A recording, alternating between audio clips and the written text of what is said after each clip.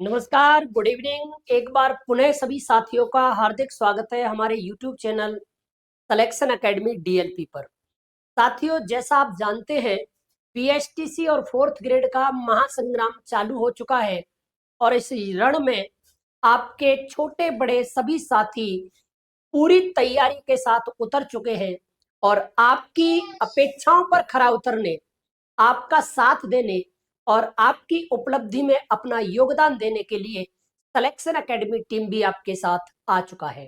तो बहुत बहुत धन्यवाद, बहुत बहुत स्वागत, बहुत बहुत आभार।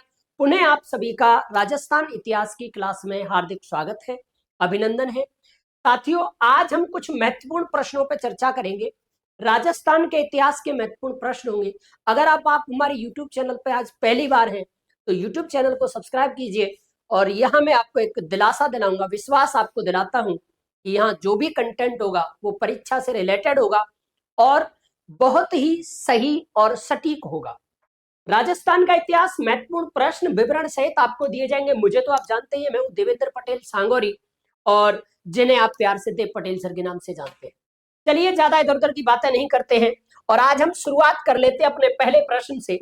हम ज्यादा बातें नहीं करेंगे क्योंकि लाइव क्लास नहीं है, रिकॉर्डेड कक्षा है और मैं आशा करूंगा कि कक्षा आपके काम की होनी चाहिए, इंफॉर्मेटिव होनी चाहिए, आप बहुत अच्छी तरह से सीखें, इधर उधर की बातें कम हो। इसीलिए हमने आज ये क्लास को रिकॉर्ड रखा है। बच्चों का सेशन जब कैसा जाएगा, बच्चे कैसा इसका रेस्पॉन्सिबल रहेंगे, वो हम आपको बाद में बताएंगे और फिर आगे उन्हीं कक्षाओं को संचालित रखा जाएगा। चलिए, पहला प्रश्न बहुत अच्छा है। गुर्जर प्रतिहार वंश की राजधानी कौन सी थी?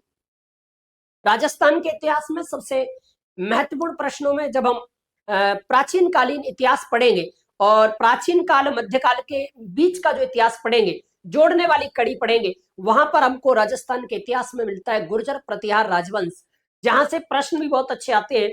तो प्रश्न पूछा गया है, गुर्जर प्रतिहार राजवंश जो है, इस गुर्जर प्रतिहार राजवंश की नींव किसने रखी थी? हाँ, प्रतिहार वंश की, सॉरी, राजधानी क्या थी, नींव की बात नहीं करेंगे। राजधानी कौन सी थी?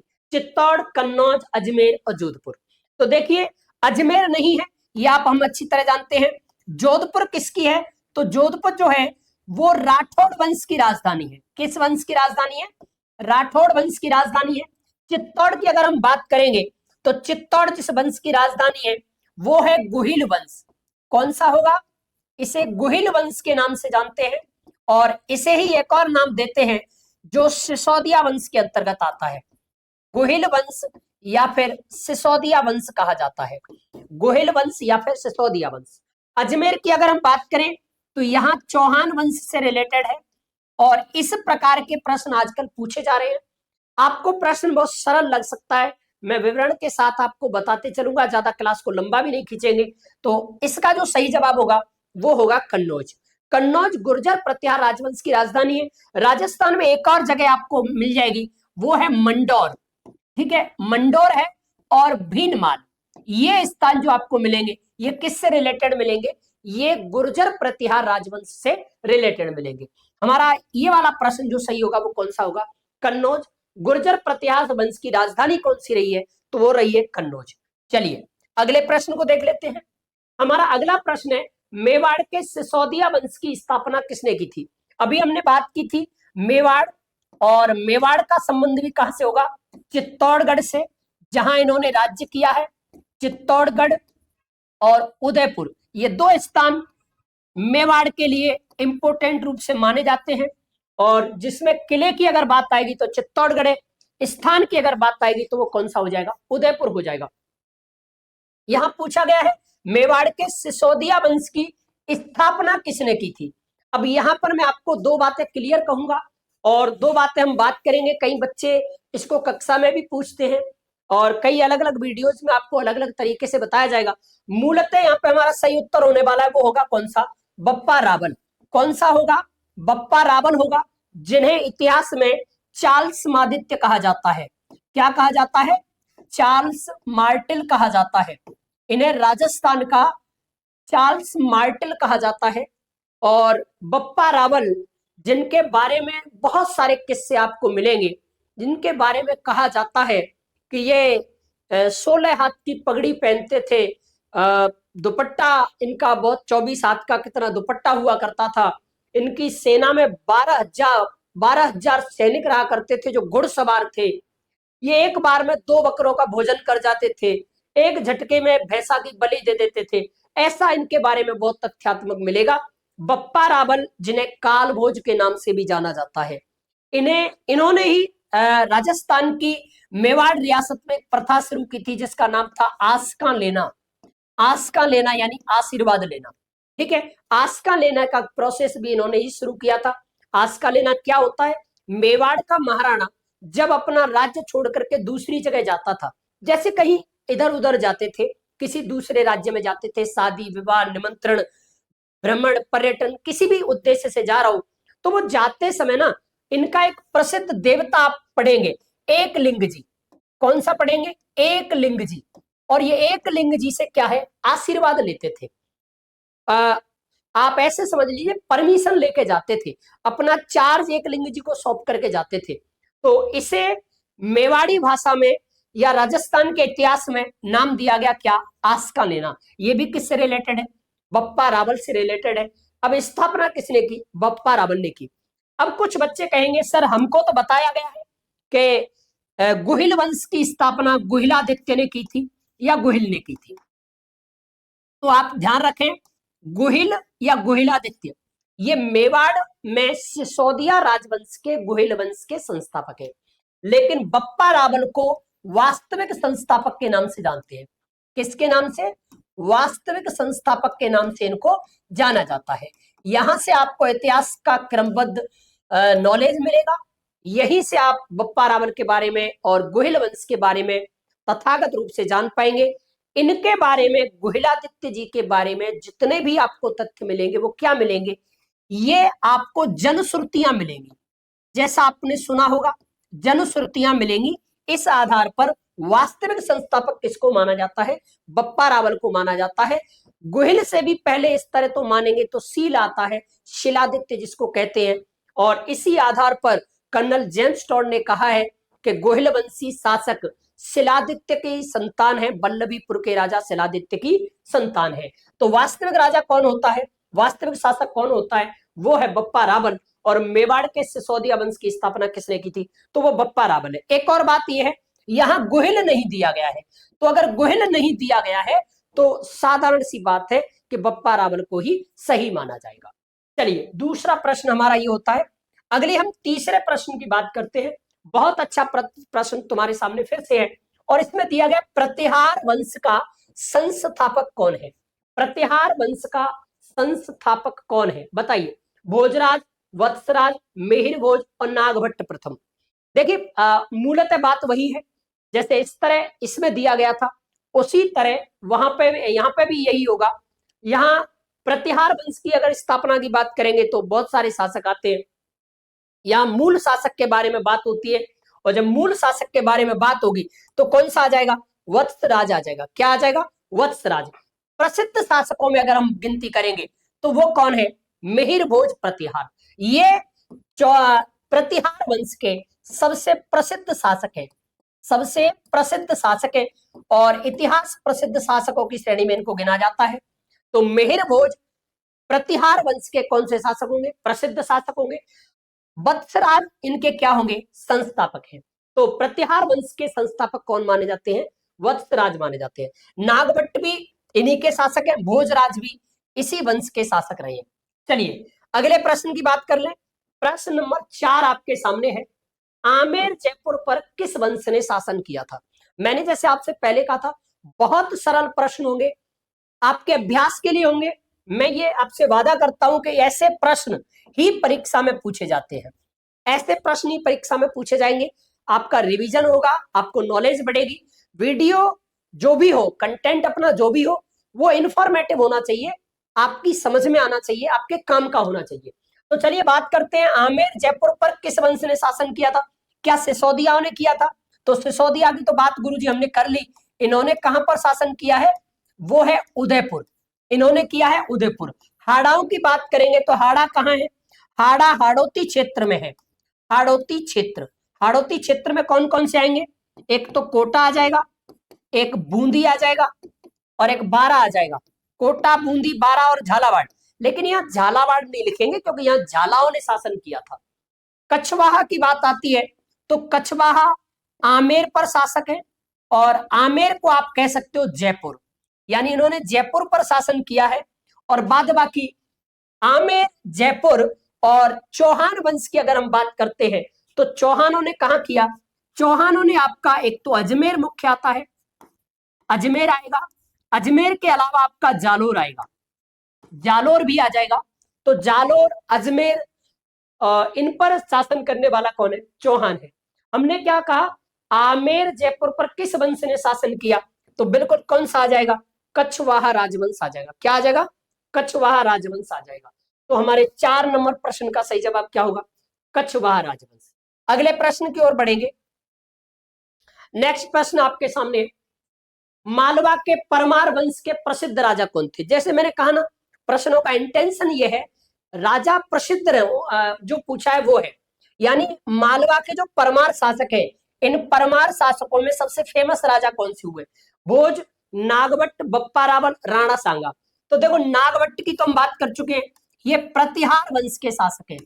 किसके शासक है? प्रतिहार वंश के शासक है। बप्पा रावल की अभी बात हो रही थी, और यहाँ राणा सांगा की भी बात कर लेते हैं। ये दोनों किस वंश से रिलेटेड है? ये दोनों सिसोदिया राजवंश से, जिसे आप गुहिल भी कहेंगे, गुहिल वंश से संबंधित है, सिसोदिया राजवंश से संबंधित है।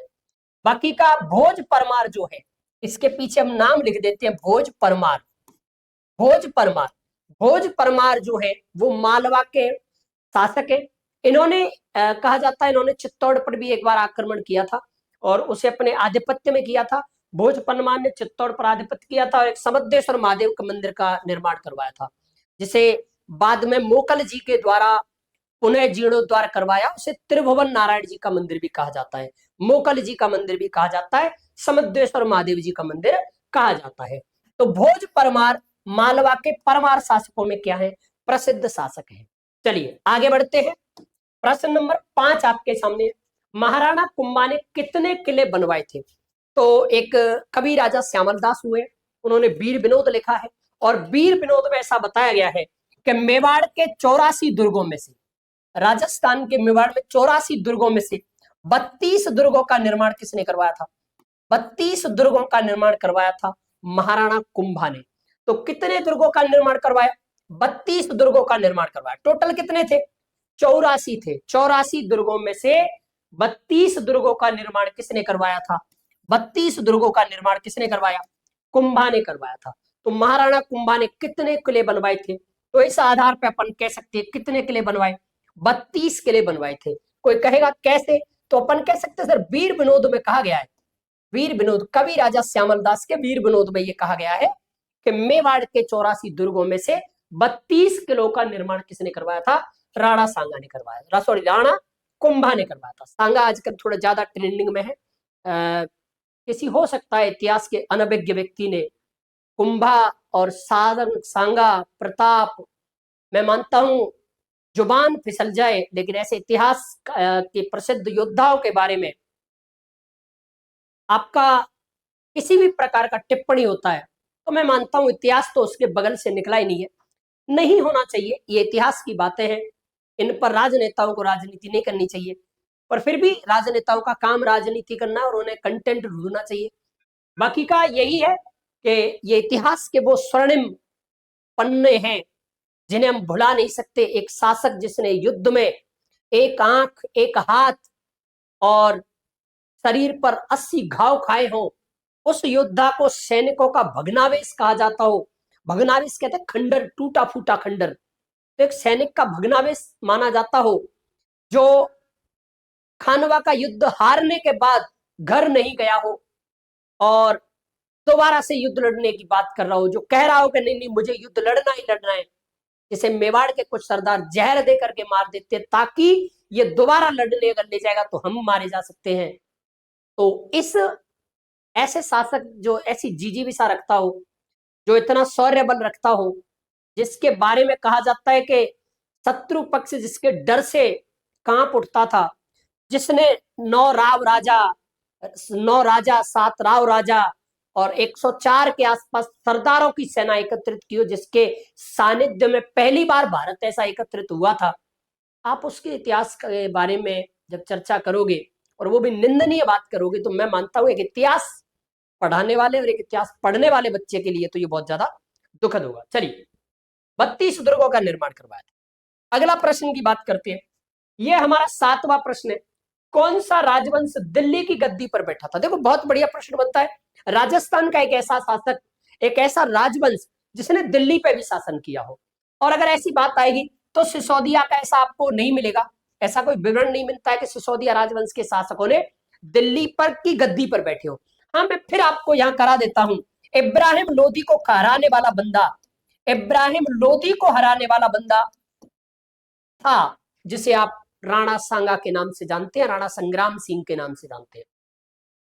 इब्राहिम लोदी को हरा करके बाड़ी धौलपुर के युद्ध में पीलिया खाल तक अपनी राजधानी पहुंचाई थी।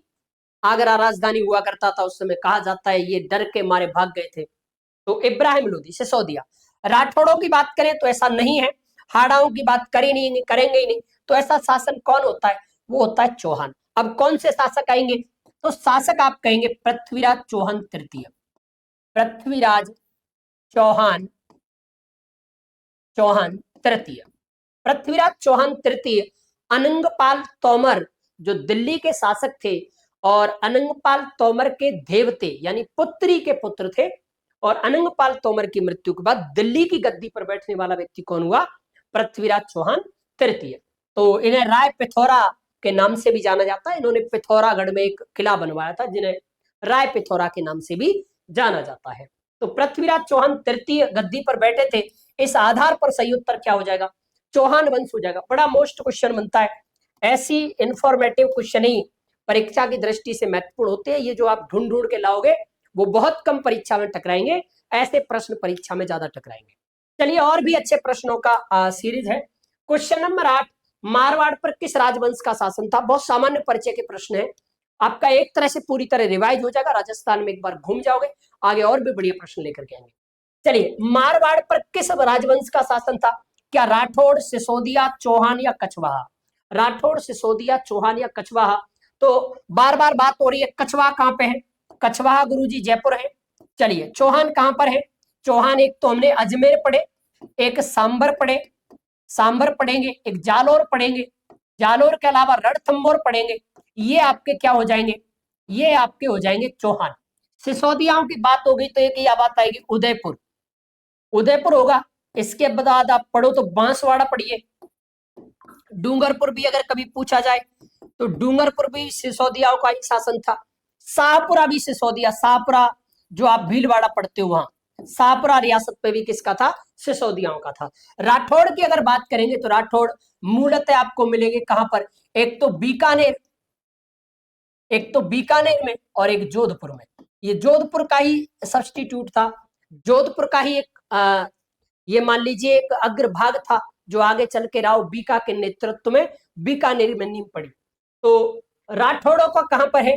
राठौड़ों का बीकानेर और जोधपुर। मारवाड़ की अगर बात करेंगे तो मारवाड़ बोलो तो मारवाड़ माने आप जोधपुर कहिए। जोधपुर को ही क्या कहा जाता है? मारवाड़ कहा जाता है, मारवाड़ कहा जाता है। ठीक है, तो मारवाड़ पर शासन करने वाला वंश कौन सा है? राठौड़ वंश है। कौन सा होगा? राठौड़ वंश। चलिए, 9वें नंबर प्रश्न को देख लेते हैं। 9वें नंबर का प्रश्न है, किस वंश के शासक पृथ्वीराज चौहान तृतीय थे? अभी बात हो रही थी, नाम भी पीछे दिया गया। प्रश्न वो है जो पूछे जा चुके हैं या पूछने की संभावना है। और तुम कह रहे होंगे सर ऐसे प्रश्न भी आते हैं, घबराना नहीं है, सिसोदिया नहीं है, ज्यादा टाइम नहीं लगाएंगे क्योंकि नाम के पीछे क्या लगा हुआ है? चौहान लगा हुआ है, और हम पहले ही इनके बारे में बहुत सारी बातें कर चुके हैं। तो पृथ्वीराज चौहान तृतीय का संबंध किस वंश से है? तो वो वंश हो जाएगा चौहान वंश। कौन सा हो जाएगा? चौहान वंश हो जाएगा। इन्हें दल पंगुल कहा जाता है। क्या कहा जाता है? दल पंगुल कहा जाता है। दल पंगुल किसे कहते हैं? एक ऐसा शासक जिसके सामने जो भी दल आ जाए वो पंगु बन जाए। क्या बन जाए? पंगु बन जाए। पंगु कमजोर को भी कहते हैं, कमजोर को भी पंगु कहेंगे, और पंगु कहते हैं विकलांग को, यानी जो बिल्कुल टूट फूट जाए, विकलांग हो जाए, ऐसे दल पंगुल। हाँ, आल्हा और ऊदल, एक ऐसा प्रश्न बनता है राजस्थान के इतिहास में, आल्हा और ऊदल क्योंकि ये हमारे यहाँ नहीं है, ये मध्य प्रदेश के दो युवा ये सेनापति माने जाते हैं, बहुत ही गंभीर प्रवृत्ति के व्यक्ति हैं। इनकी कथाएं चलती हैं, लोक कथाएं चलती हैं आला और उदल की। तो आला उदल वीर सेनापतियों का संबंध किस राजस्थान के शासक से रहा है? तो वो भी क्या आता है? पृथ्वीराज चौहान तृतीय। यानी आला और उदल ये इनके सेनापति नहीं थे। आपको पता होना चाहिए, आला और उदल ये एक युद्ध होता है जिसे कहते हैं तुमुल का युद्ध, तुमुल का युद्ध। और ये युद्ध जो हुआ, इस युद्ध को 52वां युद्ध कहा जाता है। आला और उदल का 52वां युद्ध कहा जाता है, 52वां युद्ध। और इन्होंने 52 गढ़ की लड़ाइयां लड़ी थी, 52 गढ़ जीते थे, 52 राज्यों पर जीता था, 52 युद्ध जीते थे। इन 52 युद्धों में से 51 जीते और 52वां युद्ध यानी अंतिम युद्ध इन्होंने हारा था और इसमें लड़ते हुए ये वीरगति को प्राप्त हुए थे। तो तुमुल का युद्ध या आला उदल का संबंध किससे मिलेगा? वो मिलेगा पृथ्वीराज चौहान तृतीय। ये परमार्दी देव चंदेल के सेनापति थे, परमार्दी देव चंदेल, परमार्दी देव चंदेल के शासक थे। चलिए, हाँ, 10वें नंबर प्रश्न की बात कर लेते हैं। बहुत शॉर्ट फॉर्म में बताएंगे, ज्यादा इंफॉर्मेटिव बातें होंगी, इधर उधर की बातें नहीं करनी। चित्तौड़गढ़ का किला किस वंश की राजधानी रहा है? मैंने अभी भी आपको पीछे बताया था, चित्तौड़गढ़ का किला किसकी राजधानी है? सिसोदिया राजवंश की राजधानी है। सिसोदिया कह लीजिए, इसी को आप कहेंगे गोहिल। किसको कहेंगे? गोहिल भी कहेंगे, गोहिल कह लीजिए या फिर आप सिसोदिया कह लीजिए। चित्तौड़गढ़ जो है वो किरका है, वो मेवाड़ के शासकों का किला है, मेवाड़ का किला है, ठीक है, मेवाड़ के शासकों का किला है, मेवाड़ के शासकों का स्थान है। तो मेवाड़ के शासक कौन से? सिसोदिया या फिर आप इनको कहते हो गोहिल। चलिए आगे बढ़ते हैं, क्वेश्चन नंबर 11। और बहुत ही अच्छा प्रश्न है, बीकानेर राज्य की स्थापना किसने की थी? अभी हमने इसके जस्ट पहले जब हमने राठौड़ संबंधी प्रश्न किया था, मारवाड़ संबंधी प्रश्न किया था, तब हमने बात करेंगे। अकबर तो है ही नहीं, अकबर की तो बात ही नहीं करनी। राव बीका की अगर अपन बात करें तो नाम से ही पता चलता है, राव बीका किसने की थी? राव बीका ने बीकानेर राज्य की स्थापना की थी, बीकानेर राज्य की स्थापना की थी किसने? राव बीका ने। राव जोधा को जोधपुर, मारवाड़ की नहीं बात करें, जोधपुर की नींव किसने रखी? जोधपुर की नींव रखी थी किसने? राव जोधा ने। मारवाड़ का एक शासक आता है मालदेव, जिसमें आप पढ़ोगे रूठी रानी। क्या पढ़ोगे? रूठी रानी। रूठी रानी किसका संबंध बनेगा? मालदेव राठौड़ का बनेगा। इसे इतिहास में हसमत वाला शासक कहते हैं। क्या कहते हैं? हसमत वाला शासक, हसमत वाला शासक, शान शौकत वाला शासक।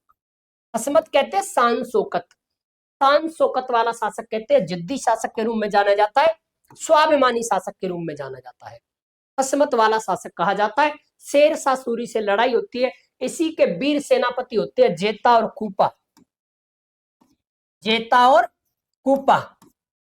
जो जेतारण युद्ध पाली, सुमेरपुर पाली लड़ते हुए वीर गति को प्राप्त होते हैं, जिसे गिरी सुमेल का युद्ध कहा जाता है। क्या कहते हैं? गिरी सुमेल का युद्ध कहते हैं। सुमेल की पहाड़ियों में स्थान है, गिरी सुमेल का युद्ध होता है, जेतारण पाली में होता है। और यहाँ शेरशाह सूरी की जीत होती है। जीतने के बाद भी शेरशाह सूरी एक बात कहता है कि मैंने मुट्ठी भर बाजरे के लिए हिंदुस्तान की बादशाहत खो दी होती। तो शेरशाह सूरी की लड़ाई किससे होती है? मालदेव राठौड़ से होती है। तो हमारा सही उत्तर क्या हो जाएगा? राव बीका हो जाएगा।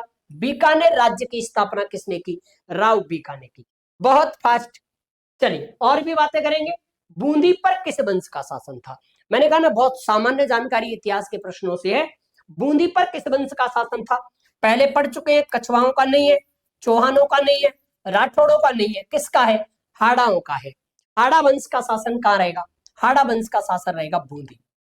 कहाँ रहेगा? बूंदी और कोटा, बूंदी और कोटा। यहां जिस वंश का शासन था वो थे हाड़ा शासक। इतिहास के पूरे इतिहास की सामान्य जानकारी बहुत छोटी सी वीडियो में आपकी हो जाएगी, ये पक्का रहा। कुंभलगढ़ किला किसने बनवाया था?